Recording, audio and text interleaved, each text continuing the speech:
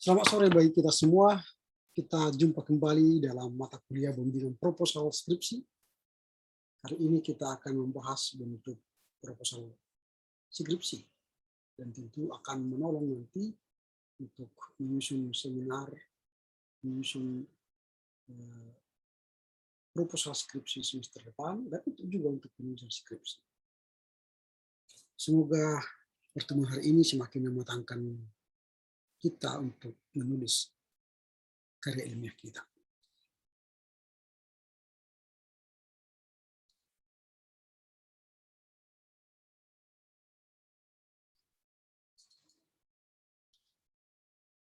Ya, selamat sore. Selamat sore bagi kita semua.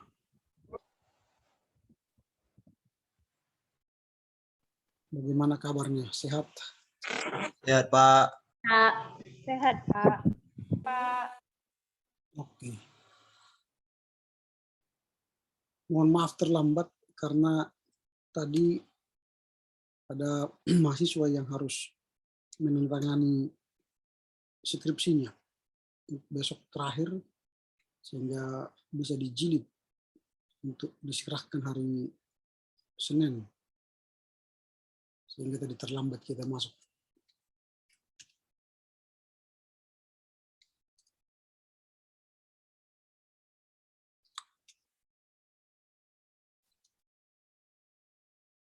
Kita tunggu teman-teman kita dulu ya.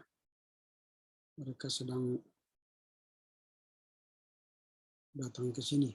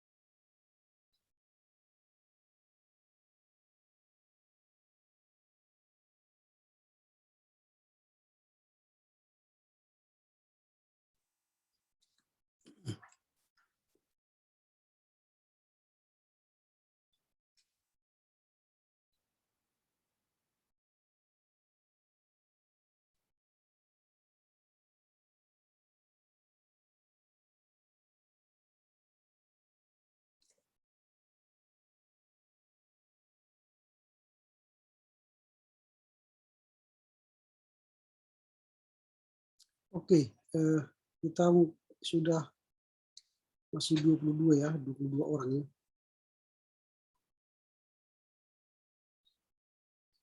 Oh ya, sudah pas ya 22. Baiklah, silakan Komti memimpin doa atau menyuruh salah seorang dari kita untuk berdoa. Ya, kepada Saudari Eva untuk membawa doa pembuka kita hari ini.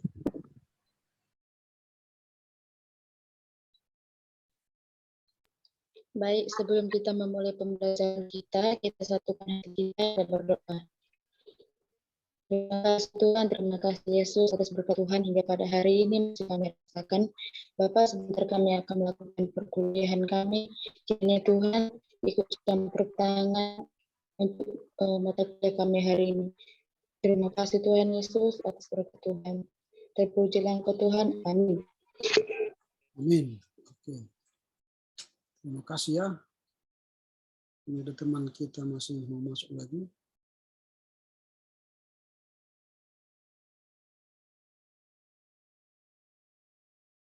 Oke. Ya. Baiklah, saudara, pada hari ini kita akan membahas tema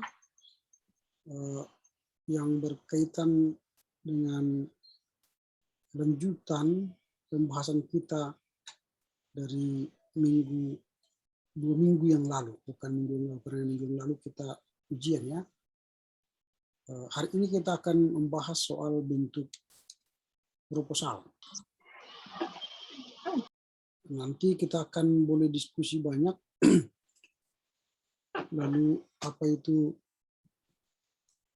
yang dimaksud dengan bentuk proposal? Oke. Saya akan share screen.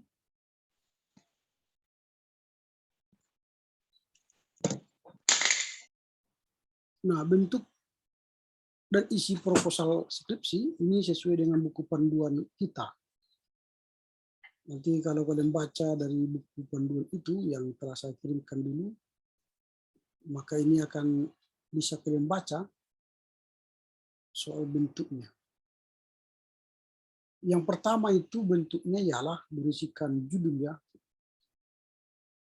Nah, judul itu harus huruf besar semua.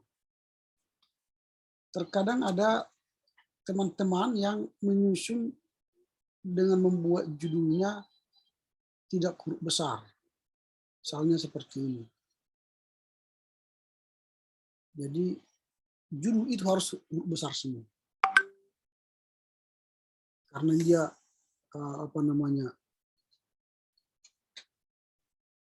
itu apalagi judul utama, baru nanti judul bab per bab itu harus huruf besar. Jadi ini penanda membuka sebuah ulasan baru.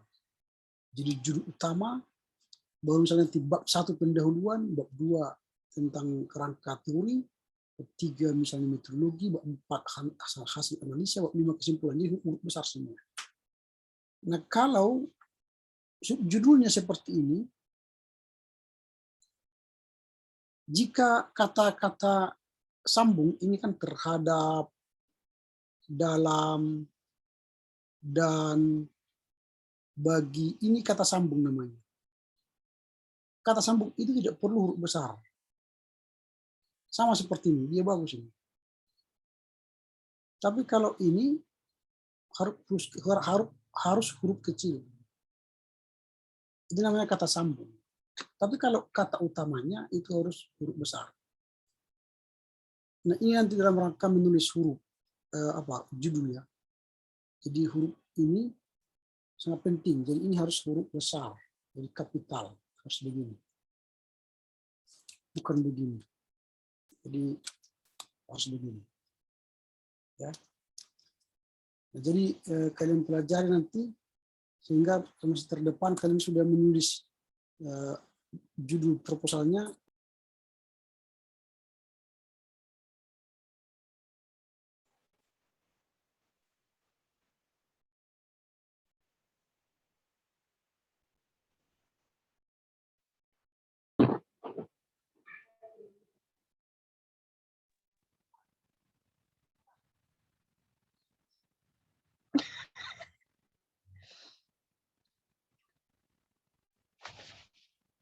Maaf Pak, mic-nya masih mati Pak. Oh, maaf. Ini Pak, gangguan Telkomsel ya dan IndiHome. Karena fiber optik dari IndiHome itu dimakan oleh ikan hiu. Maka ada gangguan di Jasuka, Jawa, Sumatera, Kalimantan, dan Kepulauan Riau sampai Batam. Tadi pagi memang mereka sudah umumkan resmi sudah beroperasi lagi, maka baik hari ini. Tapi tiba-tiba anjlok lagi tadi, pas saya menjelaskan anjlok. Lalu saya harus ganti ke mobile data. Nah, IndiHome itu kan anak perusahaannya Telkomsel. IndiHome yang anjlok karena dimakan oleh ikan hiu. Jadi ya terganggu. Tidak apa-apa, kita teruskan. Jadi saya katakan tadi bahwa judul itu harus huruf besar. Dan kalau di bawahnya itu harus huruf kecil. Kalau dia kata sambung terhadap, dalam, dan, bagi, ya itu huruf kecil karena itu kata sambung namanya. Jadi tidak kata utama. Nah, ini kalau dalam menulis. Nanti di bab pun, bab 1 pendahuluan harus besar, bab 2, 3, dan sebagainya. Harus huruf besar. Nah, selain itu, saya katakan tadi, bentuk dan isi proposal itu pertama judul, lalu yang berikut adalah latar belakang. Ini harus ada dalam skripsi. Latar belakang masalah. Ini 5-7 halaman aja, tak usah banyak-banyak. Untuk S1 ya. Untuk S2 7-10 halaman. Untuk S3 15 halaman. Tapi rata-rata mahasiswa itu buat pendahuluannya lebih dari 15 halaman. Gitu ya. Sebentar ya, ini masih ada mahasiswa yang akan menandatangani skripsinya. Sebentar. Saya tanda tangan dulu sebentar ya. Bersabar, beginilah karena harus tugas ini tugas itu kan. Sebentar ya. Baiklah saudara-saudara, mohon maaf ya karena agak lama ya, karena mereka baru datang.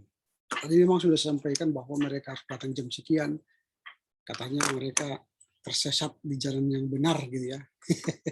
Mencari alamat rumah, ternyata si Google itu mengarahkan ke tempat lain. Ya, tidak apa-apalah. Semoga nanti tidak ada lagi yang datang. Supaya jangan mengganggu. Oke, kita lanjut ya. Ya, itu 15 halaman ya. Jangan sampai 15 halaman. 5-7 halaman. Karena ya terkadang ada mahasiswa membuat latar belakangnya itu sampai 15 halaman. Panjang kali. Kalau sudah 15 halaman berarti itu sudah sudah papernya dokter kan. Nah itu, jadi jangan sampai 15 halaman ya.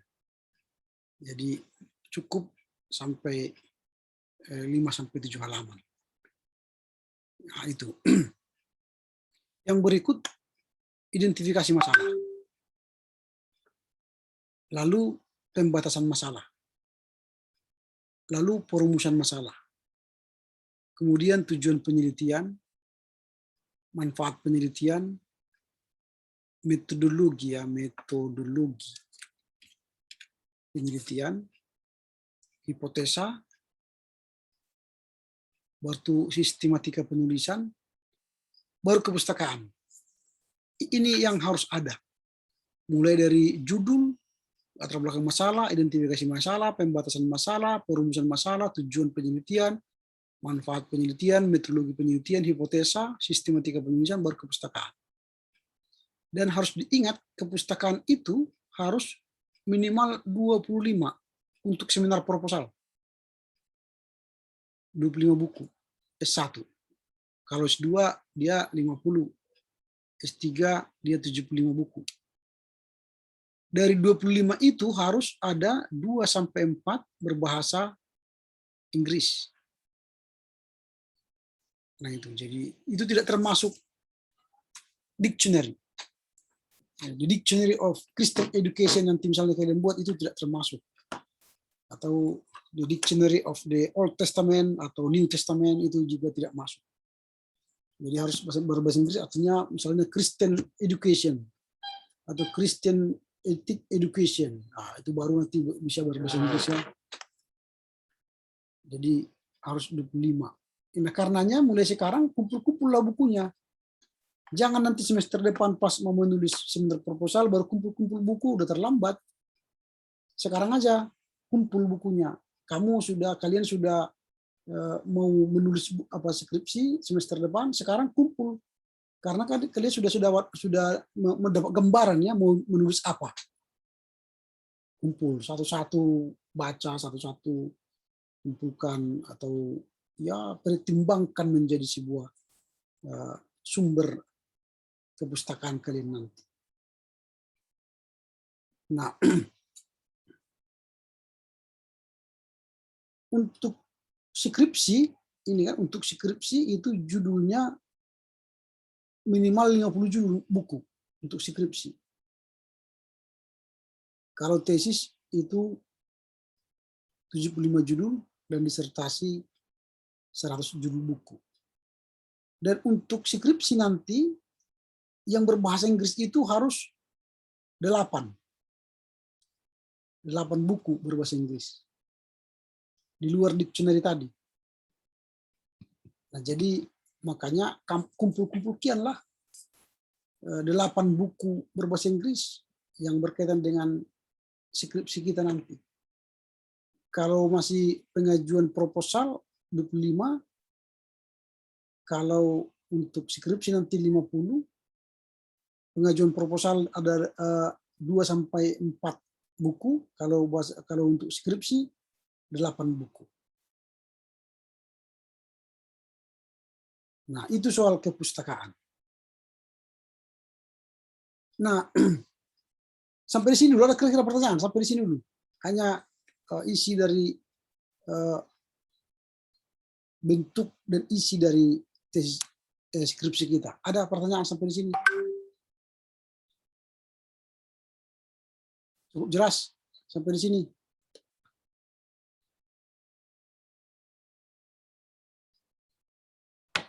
Jelas, Pak.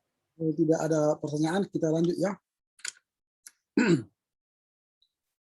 Oke, kita akan masuk pada sistematika skripsi. Secara umum, skripsi itu terdiri dari 4 bagian, yaitu awal, inti, kesimpulan dan saran, referensi. Jadi ini apanya? Secara umum semua skripsi itu ada awal, itulah pendahuluan, ada inti, ada kesimpulan, dan ada saran. Nah, sekarang kita masuk awal. Apa itu awal? Awal itu halaman judul.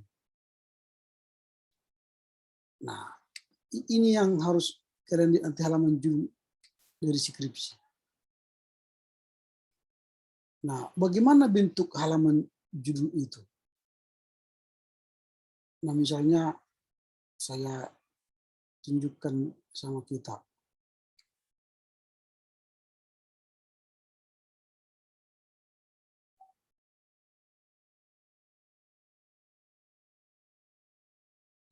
Bentar ya.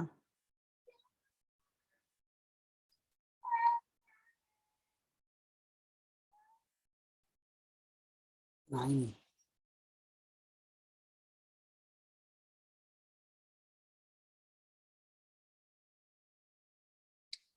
Nah, ini contoh halaman judul.